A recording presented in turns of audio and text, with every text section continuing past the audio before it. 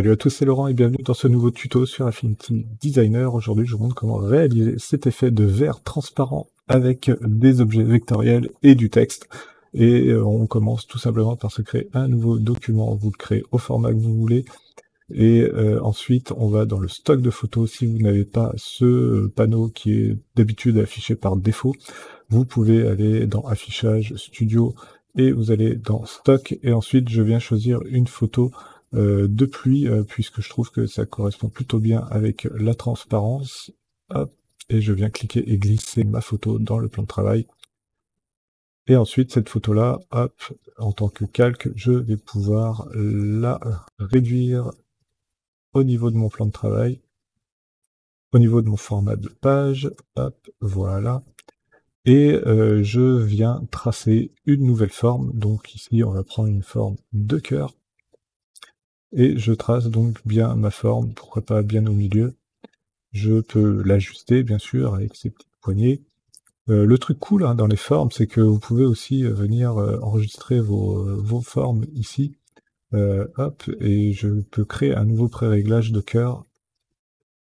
Voilà. Et donc là, j'ai un pré-réglage personnalisé. Si vous êtes créatif et que vous débutez sur Affinity Designer et que vous vous sentez un petit peu perdu avec toutes ces fonctions et ces techniques, eh bien, vous pouvez rejoindre la masterclass Affinity Designer. C'est une masterclass que j'ai créée et que j'ai mis en ligne qui vous aidera à bien maîtriser le logiciel, à maîtriser ses techniques et à maîtriser ses fonctions de base. Parenthèse fermée. On peut revenir à notre forme. Et donc ma forme de cœur, je vais la passer en noir et enlever le trait en cliquant sur le petit slash qui est barré juste ici. Et mon cœur, ici, je vais l'incruster dans un groupe. Donc pour cela, je sélectionne mon cœur et j'appuie sur CTRL-G sur mon clavier. Et vous voyez que mon cœur est maintenant groupé. Du coup, il est dans un groupe complètement indépendant. Et ce groupe-là, je vais pouvoir le mettre en mode d'opacité, en superposition. Et ça a complètement disparu.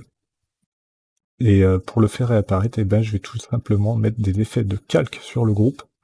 Et je vais commencer par mettre ce premier effet-là, cet effet de 3D. Vous voyez que l'effet 3D est très facile à appliquer. On va pouvoir lui mettre un rayon supérieur. Donc je vais lui mettre 14 par exemple. Et vous voyez que tout de suite, on a un effet un petit peu plus stylé qui est fait. On va pouvoir sinon laisser les principaux paramètres de cet effet comme ceci, à part si vous voulez un petit peu plus atténuer l'effet. Donc voilà, là l'effet il sera beaucoup plus brut si vous mettez 0 pixels, si vous mettez vous voyez 100 pixels par exemple, eh bien on aura quelque chose de beaucoup plus adouci. C'est le principe de l'atténuation hein, sur les effets, mais vous allez retrouver ce principe d'atténuation aussi sur d'autres effets. Par exemple, si on vient mettre un biseau, eh bien vous allez voir que ici le biseau, eh bien j'ai l'effet atténué et donc je peux là aussi l'atténuer.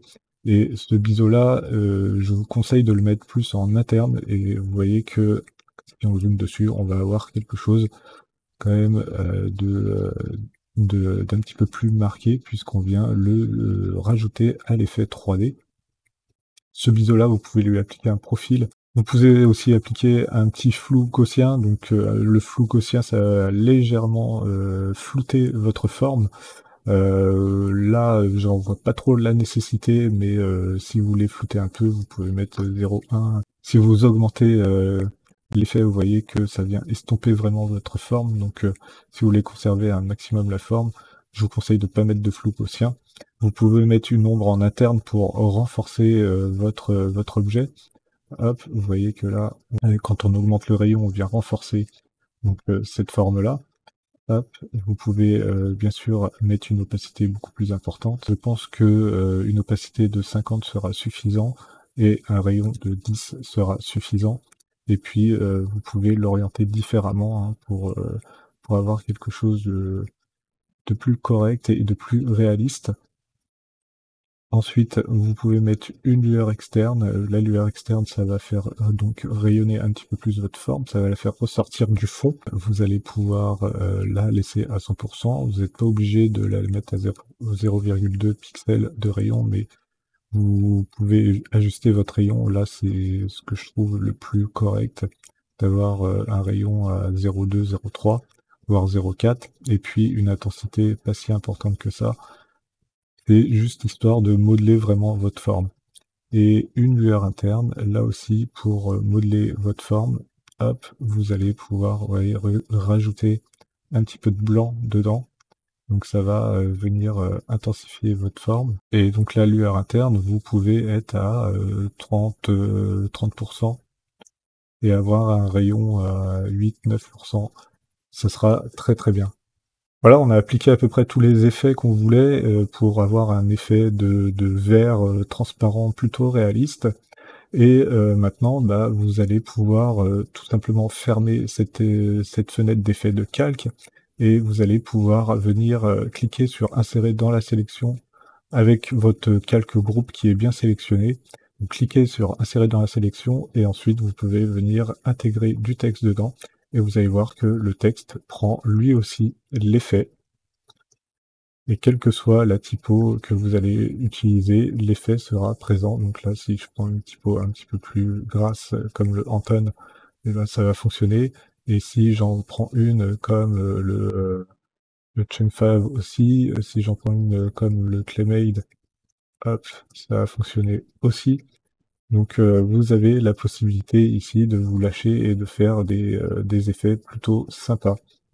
Voilà, c'en est tout pour ce tuto. J'espère que celui-ci vous aura plu. Si c'est le cas, n'hésitez pas à me laisser un petit pouce levé en l'air, un petit commentaire, à partager la vidéo sur les réseaux pour faire connaître la chaîne et faire référencer la vidéo sur YouTube.